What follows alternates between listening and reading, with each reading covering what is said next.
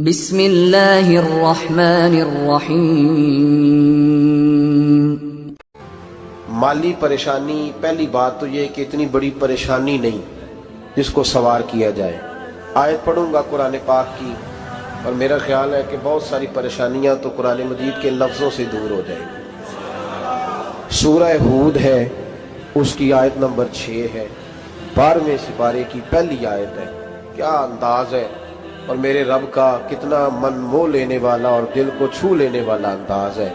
رب کریم نے فرمایا وما من دابۃ فی الارض، فرمایا نہیں زمین پر کوئی بھی ایسا چلنے والا، زمین پر کوئی ایسا نہیں جو چلتا ہو، الا علی اللہ رزقھا، جس کا رزق اللہ نے اپنے ذمے نہ لیا ہو۔ زمین پہ کوئی چلنے والا ایسا نہیں جس کے رزق کی ذمہ داری رب کریم کی نہ ہو۔ یہ ذمہ داری رزق کس کی ہے؟ بول کے بتائیں، بول کے کس کی ذمہ داری ہے جی؟ اللہ۔ دیکھیں غور فرمائیں، یہاں مفسرین نے ایک بات لکھی ہے اس آیت کے تحت کہ فرمایا جو زمین پہ چلنے والا ہے اس کا رزق اللہ کے ذمے ہے۔ فرماتے ہیں کہ یہ اللہ نے ہماری عقل کے مطابق ہم سے بات کی ہے، ورنہ آسمانوں میں جتنی مخلوق ہے رزق اس کا بھی اللہ کے ذمے ہی ہے۔ یہاں جو فی الارض کے لفظ ہے زمین پہ، وہ ہمیں سمجھانے کے لیے کہ تم نے تو صرف یہ دنیا دیکھی ہے نا، تو جس کو تم نے دیکھا ہے وہ سب کھاتے اللہ کا دیا ہوا ہی ہے۔ تو جو ہم نے دیکھا تھا رب کریم نے اس کے مطابق ہمیں سمجھا دیا۔ فرمایا کچھ تو تم نے دیکھے ہی نہیں، چلو ان کی تم سے بات نہیں کرتے، پر جو تم نے دیکھے ہیں ان سب کا رزق کس کے ذمے ہے؟ اللہ کے۔ میرے رسول کریم سید عالم صلی اللہ تعالیٰ علیہ وسلم قرآن مجید کی جب ترجمانی کرتے، وضاحت کرتے، تو محبوب پاک صلی اللہ علیہ وسلم بھی کوئی اشکال رہنے نہیں دیتے تھے، کوئی اشکال نہیں رہنے دیتے تھے۔ میرے محبوب کریم علیہ السلام نے فرمایا اللہ پہ بھروسہ رکھ کے سویرے نکل جانا رزق کی تلاش میں۔ کس پہ بھروسہ رکھنا ہے؟ نکلنا تمہارے ذمے ہے، یہ نہ کہنا کہ گھر بیٹھوں گا تو یہیں آئے گا، نکلنا تمہاری ذمہ داری ہے، جتنی ذمہ داری ہے وہ پوری کرنا۔ اللہ پہ بھروسہ کر کے نکل جانا تمہاری ذمہ داری ہے، رب کا ذمہ ہے تمہیں رزق دینا، وہ ضرور تمہیں رزق پہنچائے گا۔ یا رسول اللہ صلی اللہ علیہ وسلم کس طرح پہنچے گا؟ تو ذرا حضور کے لفظوں کا حسن بھی دیکھیے۔ نبی پاک صلی اللہ علیہ وسلم نے فرمایا جس طرح موت تمہیں ڈھونڈ لیتی ہے نا کہ تم کہاں موجود ہو، جب وقت آتا ہے تو انسان پاکستان میں ہو تب بھی آ جاتا ہے، جدہ میں ہو تب بھی آ جاتا ہے، مکہ میں ہو یا مدینہ طیبہ میں، وقت پھر بھی آ جاتا ہے۔ فرمایا جس طرح موت تم جہاں بھی ہو تم تک پہنچ جاتی ہے نا، اس طرح تمہارا رزق بھی تم جہاں موجود ہوتے ہو اللہ وہاں پہنچا دیتا ہے، پہنچا دیتا ہے۔ تو یا رسول اللہ صلی اللہ علیہ وسلم کس انداز میں؟ تو فرمایا نکل جانا تمہاری ذمہ داری ہے۔ فرمایا سویرے پرندے بھی نکل جاتے ہیں، اور شام کو جب لوٹتے ہیں تو اللہ انہیں پیٹ بھر کے روزی عطا فرماتا ہے، حالانکہ ان کو نہیں پتا ہوتا ہمارا کارخانہ کہاں ہے، ہم نے کہاں جا کے مزدوری کرنی ہے، ان کو نہیں پتا ہوتا کہ ہمارا دفتر کہاں ہے، ہم نے کس آفس میں بیٹھنا ہے، ان کو نہیں پتا ہوتا کہ ہم نے کہاں جا کے مال خریدنا ہے اور کہاں سے ہم نے پھر اس کو دوبارہ بیچنا ہے، انہیں خبر نہیں ہوتی۔ اللہ پہ بھروسہ کر کے نکل جاتے ہیں۔ نکلنا تو تیرے ذمے ہے کہ نہیں؟ فرمایا وہ تو ڈیوٹی کر، شام کو اللہ جو رب پرندوں کو روزی دیتا ہے وہ تجھے بھی عطا فرمائے گا۔ میں کہتا ہوں سوچ کتنی کمزور ہے اس آدمی کی جو کہتا ہے کیسے ملے گا، کتنی کمزور سوچ ہے۔ جو رب بیل کو روزی دیتا ہے، بکری کو روزی دیتا ہے، اس زمین اس دھرتی پہ اگر بسنے والا اونٹ بھوکا نہیں سوتا، چلیں یہ تو پالتو جانور ہوتے ہیں، اس دھرتی پر بسنے والی اگر بلی اور کتا روٹی کھا کے سوتے ہیں تو تو اشرف المخلوقات ہے۔ تو نے اپنے ذہن میں کیا ٹینشن پال لیا ہے کہ نہیں آئے گا تو مر جاؤں گا، کیا بنے گا، کس طرح ہوگا؟ تو کیوں اتنا پریشان ہو گیا؟ بھائی مالی پریشانی سب سے زیادہ اس بندے نے اوڑھ لی ہے جس کی توکل کی بات کمزور ہو گئی ہے۔ تو سیدھی توجہ اپنے رب کریم کی جانب رکھ، سیدھی توجہ اللہ کی جانب کر۔ رب فرماتے ہیں ذمہ تیرا نہیں، ذمہ میرا۔ لیکن تنخواہ ایک آتی ہے گھر میں، جب ایک بچہ ہوتا ہے تو تب بھی کام چلتا ہے، جب اللہ 2 بچے دے دے پھر بھی اس تنخواہ سے کام چلتا ہے، جب 3 ہو جائیں پھر بھی چلتا ہے، جب 4 ہو جائے نہیں آپ نہ بھی بولے تو بات تو صحیح ہے، بہرحال کام پھر بھی چلے۔ اسی تنخواہ میں سے جب بندہ بڑے بیٹے کی شادی کر کے بہو بیاہ کے لے آئے تو پھر بھی کام چلتا ہے، اور جب اس بیٹے کو اللہ بچے عطا کر دے تو اسی گھر میں، اسی آنگن میں، اسی چھت کے نیچے کام چلتا ہے۔ تو پھر تو مان جانا کہ چلانے والا تو نہیں، چلانے والا کوئی اور ہے۔ پھر تو مان جا کے چلانے والا کوئی تو اس وقت جب تنخواہ تیری لگی تھی تو کہتا تھا ابا ابھی میری شادی نہ کر، میں بیوی کو کیسے کھلاؤں گا؟ تو وہی شخص ہے جس کی چھت کے نیچے پھر 1.5 درجن پوتے بھی پل رہے اور گزارا ان کا بھی ہو رہا ہے۔ تو رزق کا ذمہ کس کا ہے؟ اللہ کا ذمہ۔ اب ہمیں پتہ ہے پہلی بات تو پریشانی اس لیے اتار دینی چاہیے کہ ذمہ ہمارا ہے ہی نہیں۔ اب دوسری بات یہ کہ ذمہ داری کس کی ہے؟ اللہ حکیم بھی ہے اور علیم بھی ہے، حکیم بھی ہے اور جانتا بھی ہے، اور اسے پتہ بھی ہے کہ دینا کس طرح ہے۔ اب ہم پتہ کیا کہتے ہیں؟ کہتے ہیں وہ جو بندہ پجاروں میں بیٹھا ہے وہاں اسے نہیں بیٹھنا چاہیے تھا، وہ میرا حق تھا۔ تجھے زیادہ پتہ ہے کہ اللہ کو؟ بول کے بتانا کس کو پتہ زیادہ ہے؟ کیوں جی؟ تو آپ اصل ٹینشن پتہ کب لگتی ہے؟ جب بندے کہتے ہیں نہیں وہ پجاروں میری تھی، میرا حق تھا۔ وہ جب گزرتی ہے نا پاس سے مہران کے تو مہران والا ٹینشن بڑی لیتا ہے، حالانکہ اللہ کو زیادہ پتہ ہے کہ وہ حق۔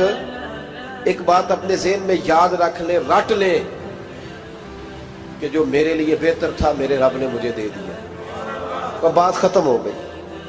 بس وصل اچھا ہے نہ فراق اچھا ہے، یار جس حال میں رکھے وہی حال اچھا ہے۔ بس جو میرے حق میں بہتر تھا میرے رب نے مجھے، مسئلہ یہ ہے کہ تو اس پہ راضی ہونے کو تیار نہیں۔ حضرت علی کرم اللہ تعالیٰ وجہ الکریم نے میرے نبی پاک کی ایک حدیث بیان کی ہے، اور جناب علی جب یہ حدیث بیان کیا کرتے تھے تو حضرت مجاہد فرماتے ہیں یوں لگتا تھا کہ جیسے حضرت علی ہمیں ہر پریشانی سے نکال رہے ہیں۔ مولا علی شیر خدا رضی اللہ تعالیٰ عنہ فرماتے ہیں کہ مجھے میرے نبی پاک صلی اللہ علیہ وسلم نے ایک طریقہ دیا تھا ٹینشن فری ہونے کا۔ آپ فرماتے ہیں مجھے تو بڑا راس آیا ہے، تم بھی اگر کر لو گے تو تمہیں بھی فائدہ دے گا۔ کہا وہ کیا؟ حضرت علی کہنے لگے محبوب علیہ السلام نے فرمایا تھا لوگوں تم اللہ کے دیے ہوئے تھوڑے رزق پہ راضی ہو جاؤ، وہ تمہاری تھوڑی عبادت سے تم سے راضی ہو جایا کرو گا۔ بس تم 2 نفل بھی پڑھو گے تو اللہ راضی ہو جائے گا، تم 1 رکوع بھی سویرے اٹھ کے پڑھو گے تو وہ راضی ہو جائے گا، وہ تمہارے 313 درود شریف سے راضی ہو جائے گا، تم اس کے دیے ہوئے تھوڑے رزق سے راضی ہو جاؤ۔ ٹینشن اس لیے ہوتی ہے کہ ہم راضی نہیں جو اس نے ہمیں دیا ہے۔ وہ حل میں مزید کی جو دوڑ ہے نا، حل میں مزید کی، بے قدرہ کچھ قدر نہ جاتی، کیتی خوب تسلی ہو، دنیا دار پجاری زردے، کتیاں دے گل ٹلی ہو، بک بک روشن اکھیاں تکیو ویک حویلی کلی ہو، تے کوچ نصیر اساں جد کیتی پہ جانی تھر تھلی ہو۔ تو یاد رکھیں یہ جو ہے نا مصیبت کے مال آ کیوں نہیں رہا، وہ سامنے والا پلاٹ میرے گھر کے سامنے ہے گھر کے سامنے، پر رجسٹری میرے نام کیوں نہیں؟ یہ مصیبت سانس نہیں دیتی۔ موٹر سائیکل کھڑی کرتا ہے نا جب آ کے دکان سے روٹی کھانے آتا ہے، دفتر سے گھر آتا ہے، کاروبار سے آتا ہے، تو جہاں موٹر سائیکل کھڑی کرتا ہے وہ ٹینشن بڑی ہے کہ کبھی میری ہو جائے نا یہ والی جگہ تو میں یہاں بھی بورڈ لگاؤں اپنے نام۔ اس نے مالی پریشانی پیدا کی۔ تو جس حال میں ہے، کیونکہ تو نے اپنا یہ حال خود نہیں بنایا، جس نے بنایا ہے وہ بڑا بہتر جانتا تھا کہ تو اسی حال میں اسے اچھا لگتا ہے۔ تو اسے اسی حال میں، ایک بزرگ تھے تو ان کی طبیعت بڑی علیل ہو گئی، بیمار ہو گئے، تو اللہ نے آزمائش دی تو کیڑے پڑ گئے وجود میں۔ ایک کیڑا یہاں سے کھا رہا تھا، اللہ والے بڑے راضی رہتے ہیں اس کی رضا پہ، تو کیڑا یہاں کھا رہا تھا تو نیچے گر گیا، تو بابا جی نے اٹھا کے پھر وہاں رکھ لیا۔ کہنے لگے جب اس نے تیری ڈیوٹی مجھے کھانے کی لگائی ہے تو میں اس بات پہ راضی ہوں، تو نیچے کیوں گرتا ہے؟ بٹ ٹھیک ہے کھا، جب اس نے تجھے ڈیوٹی جو تیری لگائی۔ سالبہ بن عبد الرحمن ایک صحابی تھے، سالبہ غالباً نبی پاک صلی اللہ علیہ وسلم کی خدمت میں آئے، کہنے لگے یا رسول اللہ صلی اللہ علیہ وسلم غربت بڑی ہے، میرے لیے دعا کریں اللہ زیادہ مال دے۔ تو محبوب صلی اللہ علیہ وسلم نے فرمایا تو جس حال میں اچھا ہے وہ تیرے لیے بہتر ہے، اس میں تو ہے وہی حال تیرے لیے۔ مشکل ہے نا یہ جواب سننا۔ کہتے پیر صاحب فلان جگہ سے تویز آیا، وہاں تو وارے نے آرے ہو گئے، تو آپ کے ہاں تو میں کہتا ہوں یہ تویز دینے والا اگر تویز دے کے امیر بناتا ہے تو پہلے خود کیوں نہیں بنتا؟ یہ خود تو 150 کا تویز بیچ رہا ہے، اپنی بیچارے کی حالت یہ ہے۔ اگر اتنا ہی تویز اس کا چلتا ہوتا تو پہلے 5 ٹیوب پجارو اس کے دروازے پہ کھڑی ہو۔ عجیب چکر ہے اور عجیب جگہ لوگ الجھ گئے، سمجھتے ہی نہیں بات کو۔ یا رسول اللہ صلی اللہ علیہ وسلم دعا کر دے تو محبوب نے کیا فرمایا؟ فرمایا تو جس حال میں ہے نا وہ حال تیرے لیے بہتر ہے، اسی میں رہ۔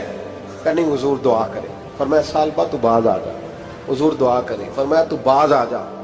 2-3 دفعہ کا ضد کی، محبوب نے فرمایا جا پھر اللہ تجھے زیادہ پیسے دے گا۔ چند بکریاں خریدی، اتنی برکت ہوئی کہ بکریوں کے ریوڑ بن گئے۔ پھر کچھ بکریاں بیچ کے گائے خرید لی، ان کے بھی ریوڑ ہو گئے۔ پھر کچھ اونٹ اونٹنیاں لے لی، ریوڑ ہی ریوڑ۔ پہلے 5 وقت مسجد میں آتے تھے، اب فجر اور عشاء رہ گئی۔ پھر مال زیادہ ہوا تو مدینے شہر میں کوئی جگہ ہی نہیں، مدینے سے باہر حویلی خریدی، پھر جمعہ ہی رہ گیا۔ جمعے کے جمعے آتے، زکوٰۃ کا حکم آیا۔ میرے نبی کریم علیہ السلام نے حضرت ابو ہریرہ کو بھیجا، فرمایا جا اسے کہہ تیری زکوٰۃ بنتی ہے 2.5%۔ 10 کروڑ روپیہ ہو تو کتنی زکوٰۃ بنتی؟ بھئی 1 کروڑ کی 2.5 لاکھ ہوئی نا، تو 10 کروڑ کی کتنی ہوئی؟ تو بڑی مصیبت ہے جب بینک سے میسج آتا ہے نا کہ 25 لاکھ نکل گیا تیرے اکاؤنٹ سے، بہت بڑی مصیبت، بڑی ٹینشن ہوتی ہے۔ ایک صاحب میرے پاس آئے، ان کی زمین اچانک مہنگی ہو گئی، اچانک پہلے کچھ 15-16 لاکھ کی ایکڑ زمین تھی، پھر وہ کروڑ کی ہو گئی۔ تو میرے پاس آئے، کہنے لگے وہ 10 کروڑ روپے بنتے ہیں تو زکوٰۃ، تو میں نے کہا آپ نے کیا کیا؟ زری زمین پہ عشر آتا ہے، اس پہ زکوٰۃ نہیں آتی، تو آپ نے کیا کیا؟ کہنے لگے وہ کچھ سوسائٹی کے رول کے مطابق میں نے فائلیں وغیرہ لے لی ہیں، اب میں نا کبھی موقع آئے گا تو ان کو بیچوں گا۔ تو میں نے کہا اب تو آپ کا یہ مال ہو گیا بزنس کا، تو اب تو اس پہ زکوٰۃ آئے گی۔ 10 کروڑ پہ جب 25 لاکھ سنا تو کہنے لگے فوراً دینی پڑتی ہے کہ تھوڑی تھوڑی سے بھی کام چل جاتا ہے؟ تو میں ان کا چہرہ دیکھنے لگا، میں نے کہا نہیں وہ تو آپ کو پتہ ہے، ویسے حضرت عمر فرمایا کرتے تھے بانٹ کے نہ دو، کوشش کرو کسی ایک کو ہی دو، چلو کسی کا تو کچھ بن جائے، تو ایک کو ہی دینی چاہیے۔ کہنے لگے تو مطلب یہ ایسا ہی حکم ہے؟ میں نے کہا آپ کسی اور سے تحقیق کر لیں۔ اب یہ بھائی لیتے وقت نہیں تجھے ٹینشن ہوئی کہ 15 لاکھ کا کروڑ ہو گیا تو اس وقت نہیں تو نے کہا کہ یا اللہ، تو یہ کیسی سوچ ہے مسلمان؟ کس طرح کا اس کا؟ ہمارے ہاں جب کسی آدمی پہ حالات خراب ہوتے ہیں نا تو سب سے پہلے وہ اس طرح کرتا ہے کہ جو میں کہیں اللہ کے رستے میں دیتا ہوں پہلے اسے بند کروں۔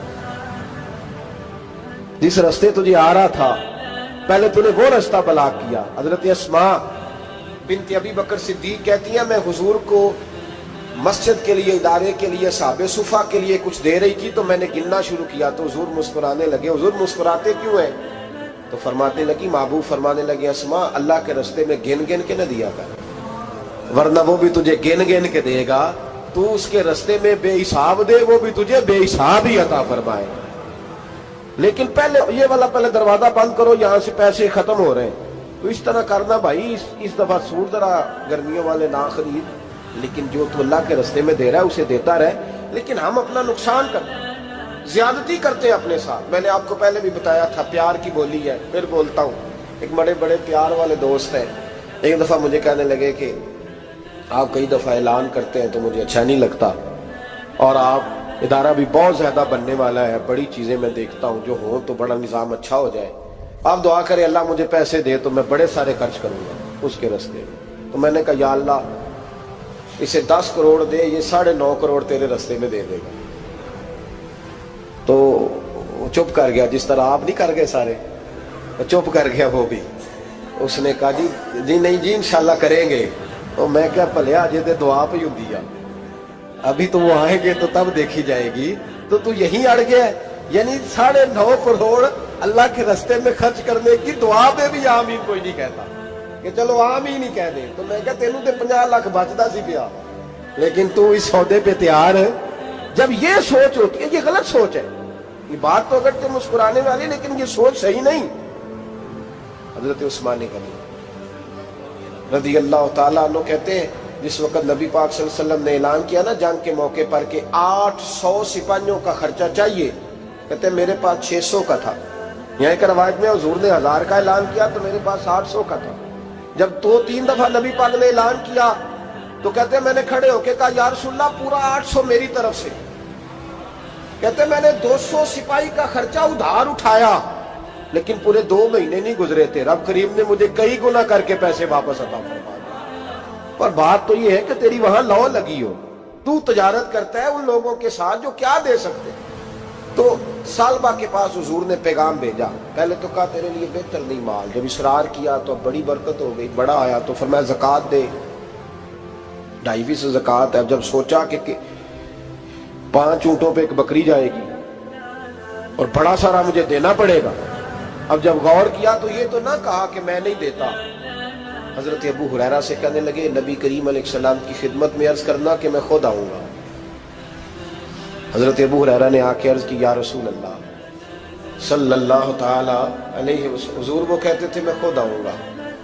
تو کہتے ہیں محبوب نے ٹھنڈی سانس لی, فرمایا اسے کہا تھا کہ تیرے لیے مال بہتر نہیں, اب ہلاک ہو گیا. ہائے افسوس, ہلاک ہو گیا. ان کو بھی تھوڑی دیر کے بعد احساس ہوا کہ یہ میں نے کیا کیا. نبی پاک کوئی کہہ دیا نہیں ہے, حضور کو کہہ دیا بعد میں آؤں گا. اب دوڑے آئے, عرض کی حضور میں سارا کچھ لے کے آیا ہوں, قبول کر لیں.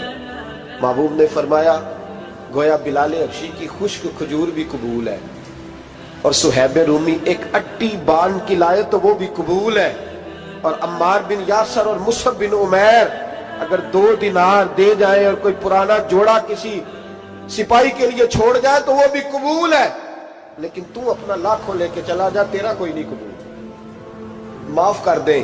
فرمایا جا معاف کیا, پر پیسے لے کے نہ آنا. اگلے سال پھر آئے, بندے ہوئے ہاتھ ہیں.